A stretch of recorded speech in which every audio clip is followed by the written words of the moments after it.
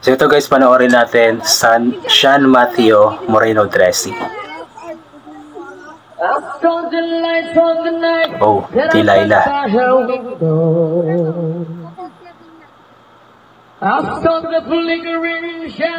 Ganda ng boses ng bata.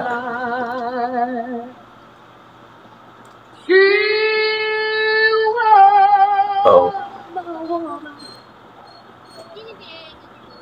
As she deceived me, I watched and went out of my mind. My. Ganda ng boses. Why? Ang galing ng bata ito.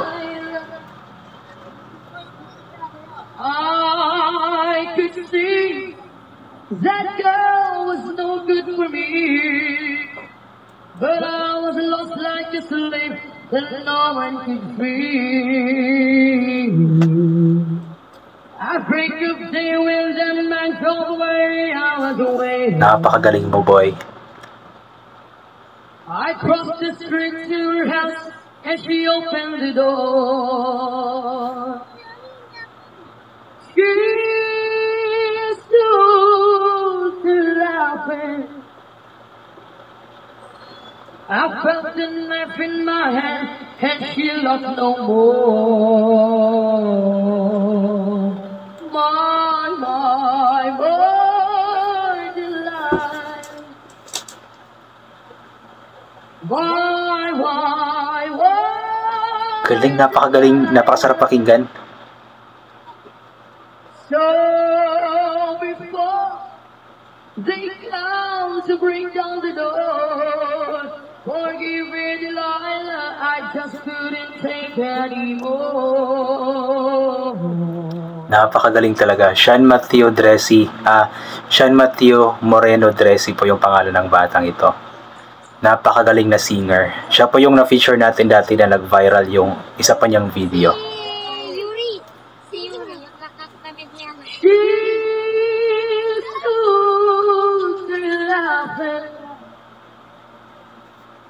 I felt the knife in my hand and she loved no more. My, Delilah. Why, Delilah?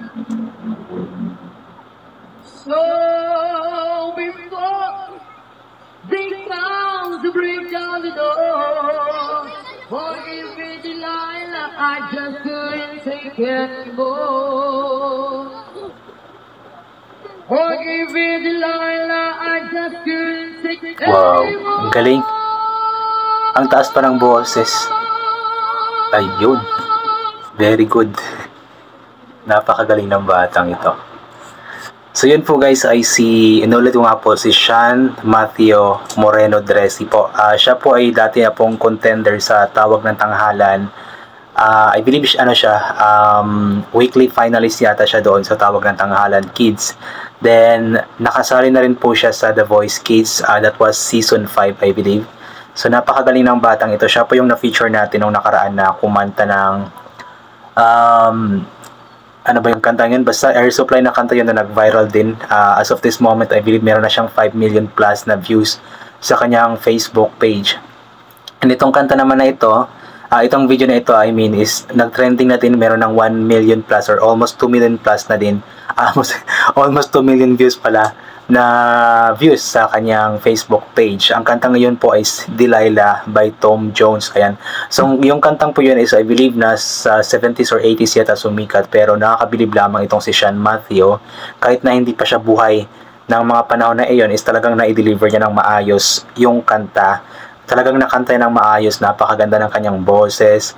And mahaba din yung kanyang boses, even though nakaupo lamang siya, is kaya niyang abutin yung matataas na notes. So napakagaling na bata. We'll hope na sana marami pang mga cover songs niya ang mag-viral sa social media, nang sa ganun is makatulong din sa kanya. Kasi alam naman natin ngayon sa social media na kapag meron ka talagang viral na video or trending na video, is makilala ka talaga ng mga tao, kasi halos lahat ng mga tao ngayon is gumagamit na nga po ng mga social media platforms like Facebook, TikTok, YouTube, ganoon po. At the same time is malaking tulong ito sa kay Sean Matthew at sa kanyang pamilya, kasi kung sakali man na yung kanyang Facebook account or Facebook profile, Facebook page is monetized na, is may chance siya na kumita kapag meron siyang viral na video. So sana ipa-viral po natin lahat ng mga videos niya. I-follow po natin ang kanyang page or Facebook profile, Sean Matthew Moreno Dressy. I-share po natin yung mga videos, nang sa ganon is marami pang mas makapanood at tawag yan, mas makilala siya ng mga tao. And we'll hope na sana balang araw is muli siyang makabalik sa pagsali sa competitions sa TV. I believe ngayon is meron siyang mga guestings in sumasali sa iba't ibang mga competitions, which is not hindi siya naipapalabas sa TV, mga barangay ganoon lang. Pero we'll hope na sana balang araw is muli siyang makasali. Hindi na siya yata siya pwede sa The Voice, kasi parang over age na, hindi ako sigurado. Siguro The Voice, yung teen siguro kung meron man. Then pwede siya sa Tawag na Tanghalan, balang araw pwede siya makasali ulit, makabalik siya ulit. Magaling na bata kasi. So sana mabigyan ng break, mabigyan ng chance na mas sumikat pa siya. Although sikat na siya ngayon sa social media, pero iba pa rin kasi talaga yung sikat or pagsikat na nakikita ka sa TV, kasi yun kumbaga pangarap ng mga kontesero yun na makasali at makita sa television. Kahit hindi man tayo mga talented na tao, hindi tayo mga singers, yung makita lamang tayo, mahagip lamang tayo ng camera, ay masaya na tayo kasi nakikita tayo sa TV kahit na isang segundo lamang. So how much more pa kaya itong sila na gusto talaga nila na makilala, kasi nga may talento sila at karapat dapat din naman talaga na makilala sila at mabigyan ng pagkakataon na sumikat, mabigyan ng pagkakataon na mabago ang buhay sa pamamagitan nga po ng kanyang talento sa pagkanta. Ayan. So yun guys, I think hanggang dito na lamang po itong gagawin ko na reaction video tungkol nga po sa video ni Sean Matthew Moreno Dressy. Inulit ko po, supportahan po natin siya, i-follow po natin ang kanyang Facebook page or Facebook profile, ano bang tawag doon. And also, magaling po natin magdasal ng pasalamat sa lahat ng mga bagay na ating natatanggap, kahit hindi man po natin ito hinihingi, kasi lahat ng mga bagay na ating natatamasa, lahat ng mga bagay na meron tayo ngayon is kaloob sa atin ng Diyos, kahit na hindi man natin ito hinihingi sa Kanya. Pero nalalaman ng ating Panginoon yung nilalaman ng ating puso. As long as palagi lamang tayong sumupo magtiwala sa Kanya, magdasal, ay paniguradong ibibigay ko ano man ang nasa kalooban natin. And also always drink vitamins para iwas po tayo sa mga sakit-sakit, para lumakas po ang ating immune system. And always magdala ng payong or kapote or any protection sa katawan kapag lalabas po tayo, nang sa ganun is hindi po tayo mababasa ng ulan, kasi nga po sa panahon ngayon bigla-bigla na lamang umuulan, yung sobrang init tapos bigla na lamang umuulan. So yun po, thank you so much once again, God bless and bye for na po.